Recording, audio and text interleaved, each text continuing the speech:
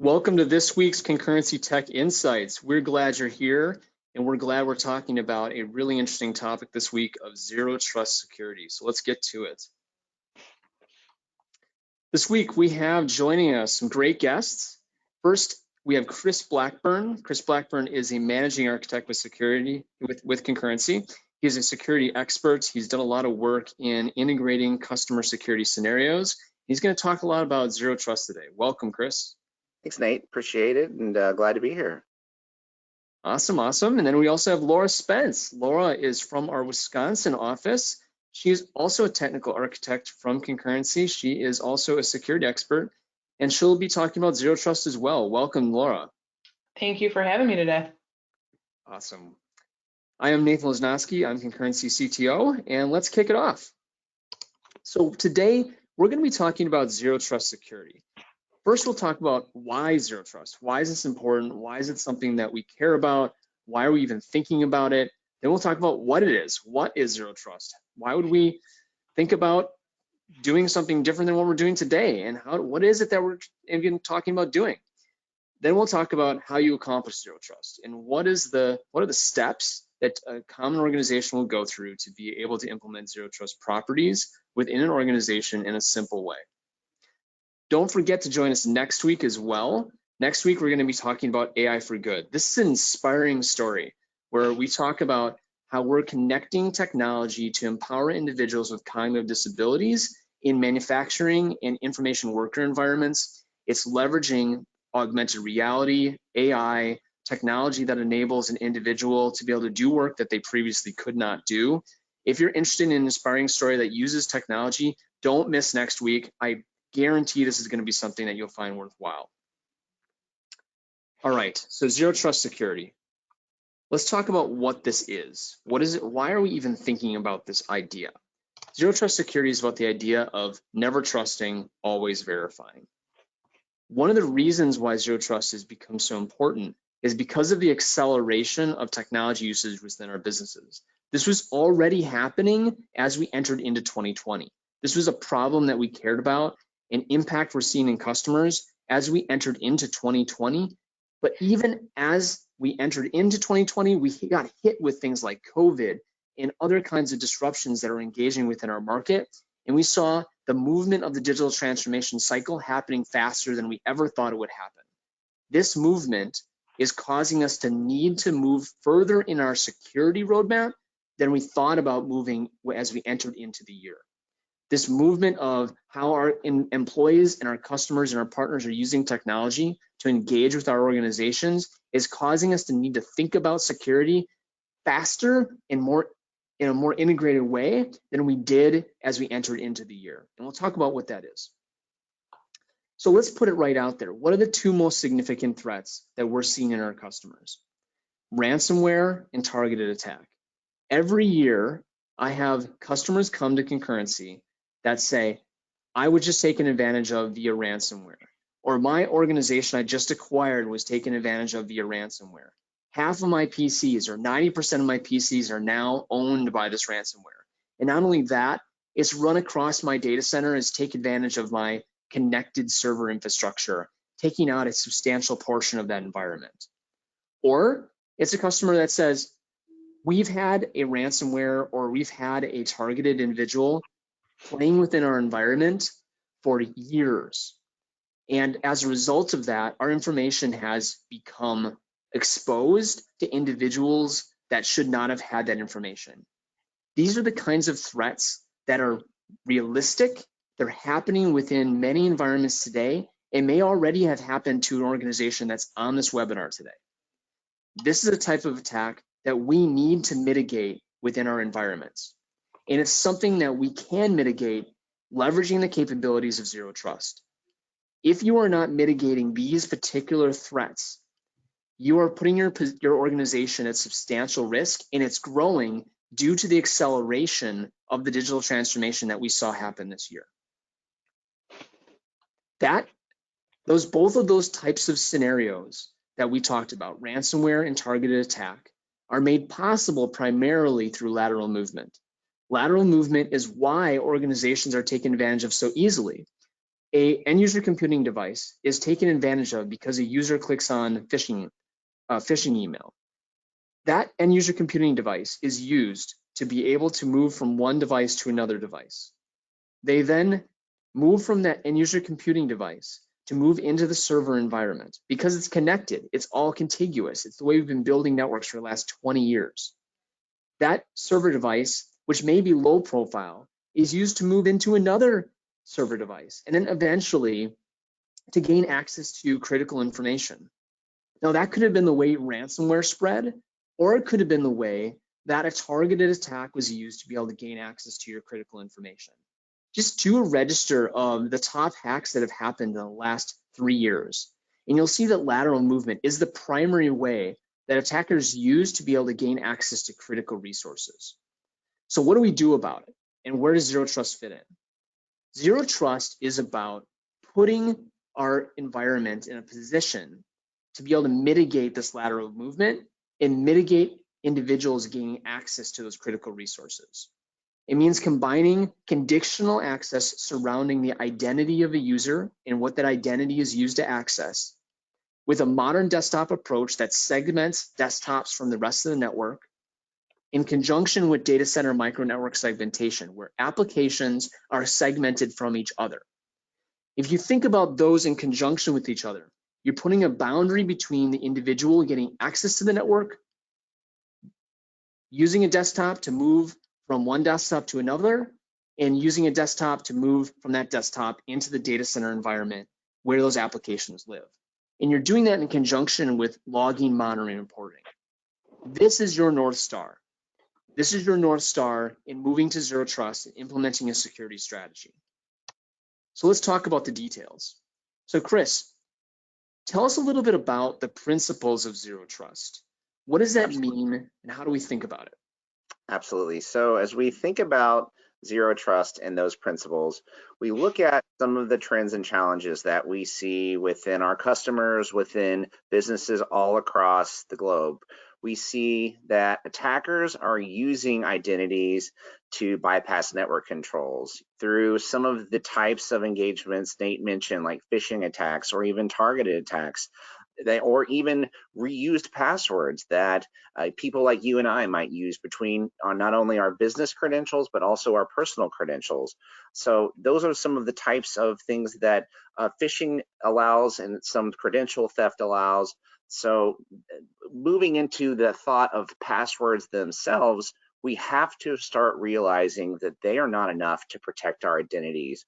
We have to start moving away from the thought of a single factor, of something we know, to more of a thought of something that we have, and multiplying that with multiple forms of authentication as well, two-factor, etc. Those will be some of the ways that we can improve on using some of those passwords, and looking at also our identities being used outside the network. As I mentioned, using personal and business credentials across the landscape of how we operate both in the business world and as well as at home, being how we operate via mobile, via cloud, IoT. Those identities and those controls, being inconsistent on those different networks will help to improve some of our security posture. Yeah, it seems that first one where attackers are using identity to bypass network controls is really key. Like the idea that I have this sort of wall around my environment, and because I have that wall, people can't gain access to it, is pretty weak. Yeah, but what happens when somebody gets inside of that wall and then they have access to everything within the walls? Absolutely. And and through some of those target attacks, through some of the ransomware attacks, some of these bad actors are gaining complete access to all Active Directory credentials, usernames, passwords.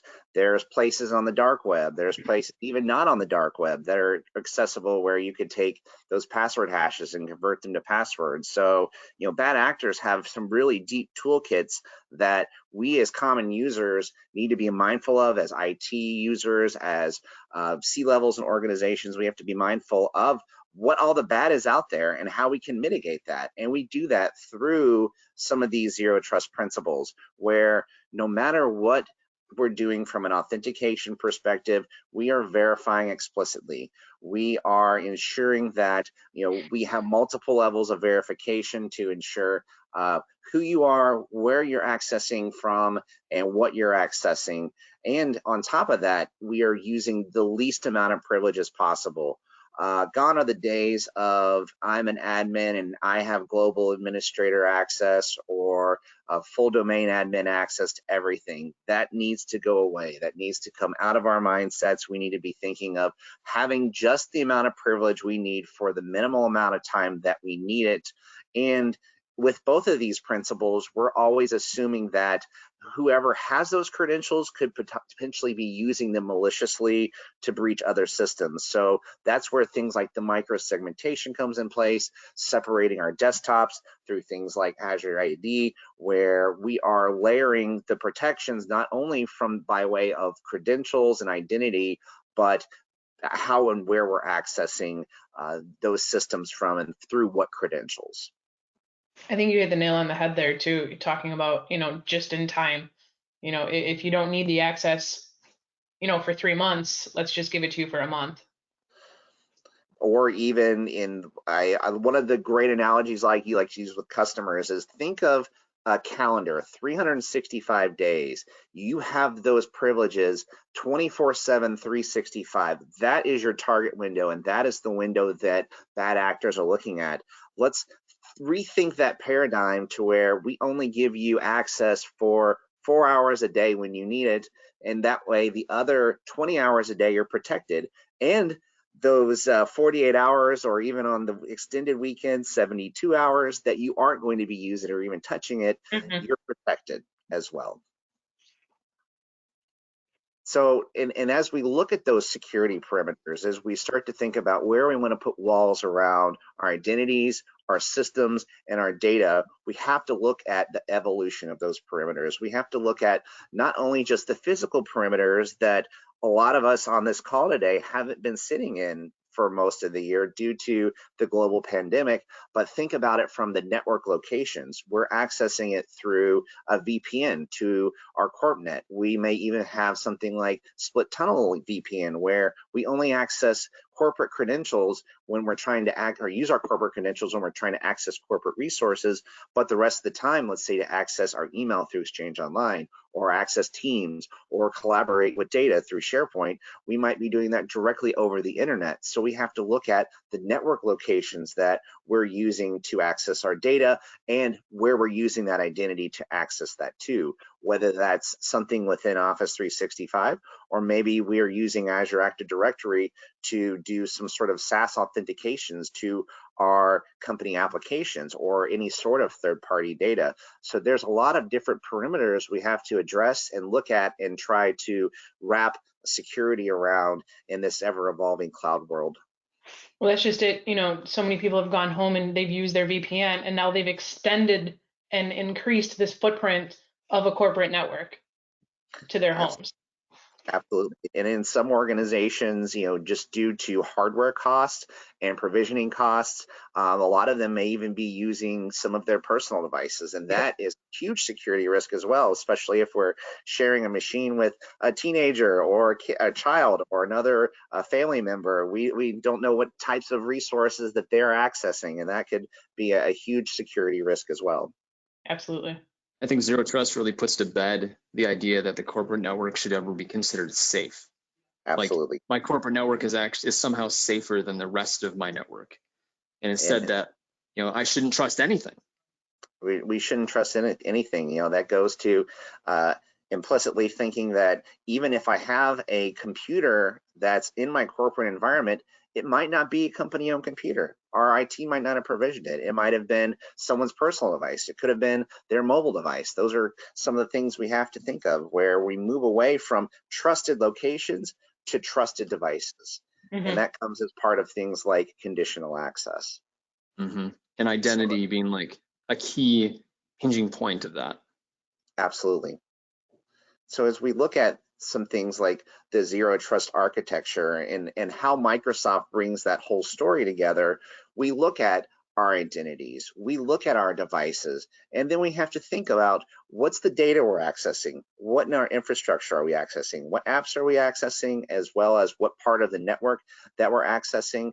And we need to start thinking about evaluating this access real time, all the time on each access. So if I'm sitting at my home, whether I'm sitting in the corporate office, whether I'm at a Starbucks, I need to be looking at how I'm accessing each of these different silos of data or infrastructure or apps, as well as the device I'm accessing it from. I could be on my corporate network with a personal device, and it might be implicitly trusted, and we don't want to have that mindset. We need to move away and start thinking about, is this a corporate owned device? Has it been provisioned? Is it trusted? Is the person accessing it trusted as well? And we can do a lot of these through Azure Active Directory and a lot of the policies that come as part of things like conditional access and cloud app security as well.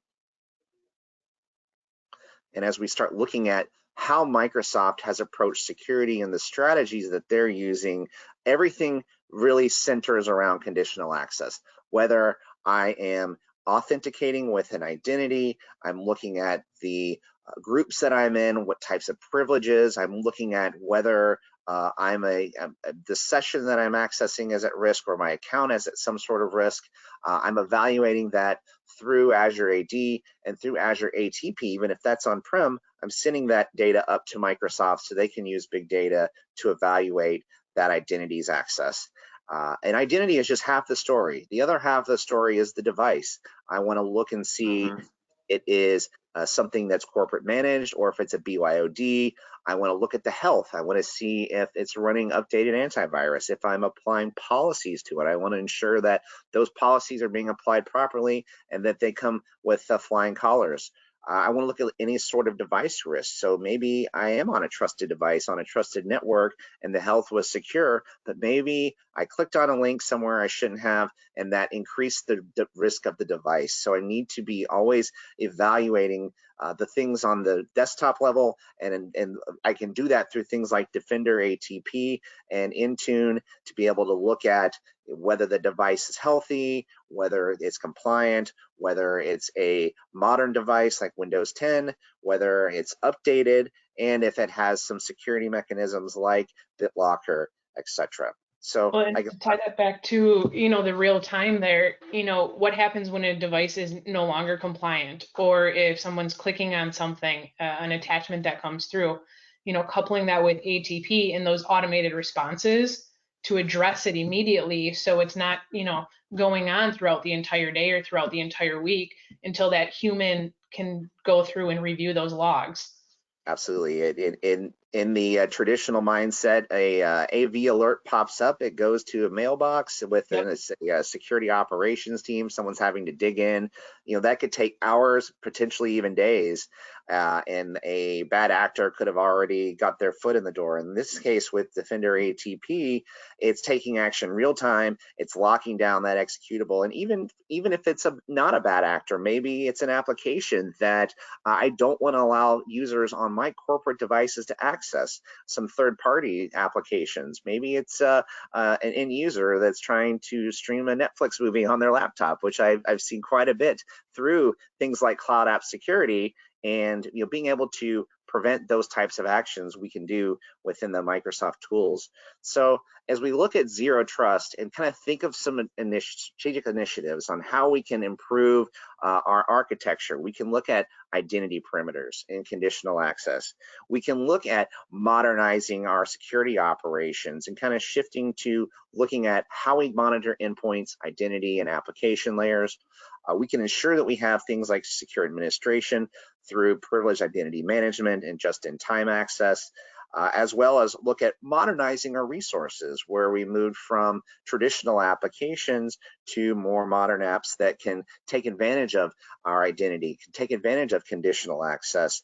And we can then, as we start to look at securing those portions of our infrastructure, then we can look at that last mile, how we want to evolve our network, making sure that we have our data centers and our applications protected through micro-segmentation, and think of all devices as internet only, where if I'm trying to access anything on my CorpNet, I'm thinking of it as a non-trusted device that's not part or owned by my organization. I would even go as far as to say, let's think of all of our devices as BYOD, but our company has ownership and management of those devices. That's a great principle. So I wanted to kind of give an example just as one of the easy types of protection that you can provide from an identity perspective to your Microsoft infrastructure and your Microsoft investment would be through conditional access. So if I'm a user and I'm trying to access the device inside of my network, it's looking at things like what groups am I in? What device am I on? What type of configuration is coming down from my organization? Where in the world am I accessing it from? And when is the last time I signed in? So along with evaluating the device health, seeing if the device is compromised, if I'm accessing it through a browser, maybe I see an authentication from around the globe that I've never traveled to from an anonymous user, it's going to score and look at that risk every time I'm accessing my Microsoft 365 infrastructure. It's taking my identity through Azure Active Directory and saying, hey, you were just over here in London. There's no way you could travel over to Asia in 5 hours. We're going to increase your risk. We're going to block your access, and we're going to have you take some sort of remediation against your identity. Maybe you need to change a password. Maybe you need to elevate your access to that application. It happens sometimes where you might be logged in at home, hop on a VPN, and then now all of a sudden you're seen into corporate office that may or may not be nearby. So in those cases, conditional access will essentially say, hey, I'm going to send a push notification to your phone to verify you are who you say you are. I click a button and I'm in. Literally, you take 2 extra seconds to validate your identity, but the investment in conditional access is far greater and far withstands, just one specific authentication event. This idea of a user being on a healthy user state, on a healthy device, from a healthy location, and that being immediately applied to the resources they can access is such a departure from the way that we've managed these environments in significant silos historically, where like the security team manages antivirus, but doesn't have immediate response. And you've got another team that does this, another team that does this, really bringing this all together to be to facilitate immediate response to security threats that take action when the device is compromised or when the user is compromised is so important. Extremely important, especially in our cloud first world. We have to start looking at every authentication, no matter where you are and what device you're on. All right, Laura, can you walk us through, we brought up this graphic earlier where we talked about the major threats, and I want to bring it up again. I'm hoping that you can add a couple more, pieces of detail here about why this helps mitigate these types of threats. Yeah, so you really want to make sure that you are being proactive and you don't want to, be reactive. Cliche as that sounds, it's true. And, you want to take those steps so that way you're not losing time. You're not losing the dollars that are associated with that time. You want to assume that you are going to be breached rather than, oh, it happened and let's go make an investment today. Think about it as yesterday. You want to assume that somebody is in your network and monitoring your traffic. Oftentimes these ransomware and the targeted attacks, they don't happen instantly. They happen, somebody clicked on an email a week ago and their traffic has been monitored, their communications have been monitored. They're looking at, what emails, maybe some past invoices or things like that. They're really taking the time. These are organizations that are doing this. It's not somebody in their basement anymore. And unfortunately, as Chris, you mentioned, it's fairly easy to go out and take the hashes and convert them back to passwords. So you really want to assume that these breaches are going to happen and be proactive on that. So you want to limit that lateral movement through those items that we spoke on: identity, conditional access, the modern desktop, the data center micro-segmentation. Really relying on and leveraging the automated responses that happen to when those logged events come in. You don't want that time lapse. because that's when things happen. You really want to limit what applications can and cannot communicate with each other. Like you mentioned, Nathan, you don't, once it gets to your data center, you want to constrain that and mitigate the risks that are happening there. So starting all the way back with the user, the human is quite frankly the weakest link in this chain. Everything happens starting with the user. So you limit what that user can and cannot access. And then if they can, okay, maybe they've clicked on something, what's happening then on that device? That's where you take that modern desktop approach. And then again, if it happens there, again, everything layers in and it works together in that regard. So it all starts back with that identity and that conditional access that Chris has outlined here. It feels like the way that we used to think about security in terms of building a wall around the organization and the network and having that be the determinant of what gets access to what with some very, very weak identity controls was never actually effective. It's just become even worse now because identity is truly the control plane because most applications are accessible outside the network anyway.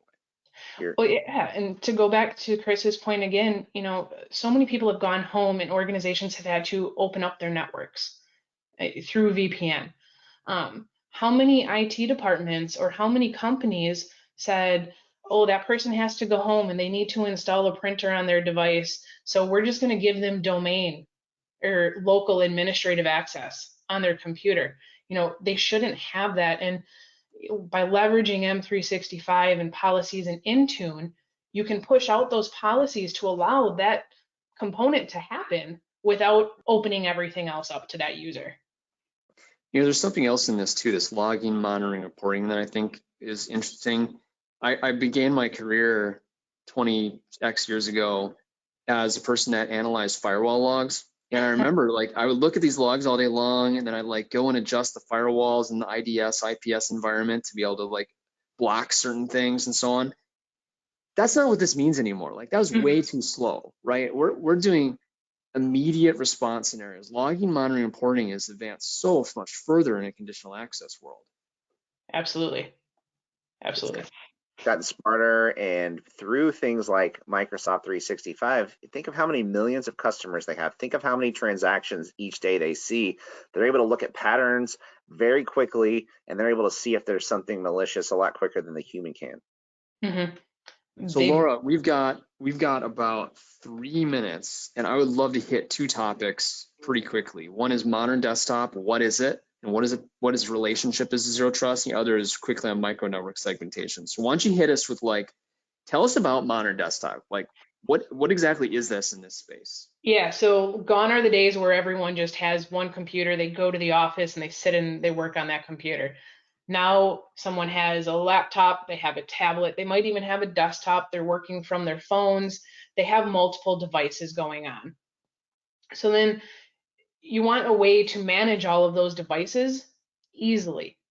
So you want to enable and empower the users to do that. So taking the approach with modern desktop rather than the classic approach and having to really manage all of that inventory, you can leverage Intune to manage that inventory for you to some extent and much more easily. Awesome. Can you talk a little bit about the extent to which it's domain on the network versus segmented, maybe on a internet accessible network, and then kind of the idea between the deployment models of these? Sure. So as far as deploying them, you want something to be easy to get in the hands of your users. So you want to provide them with that self-service ability. And that comes down to allowing them, to reset their passwords because maybe they're not on the corporate network. You want them to be able to open up a box almost and log in and get the data that they need and allowing those quote unquote images to be pushed down through that cloud managed platform. I think one of the other key differentiators is that this isn't on the network, right?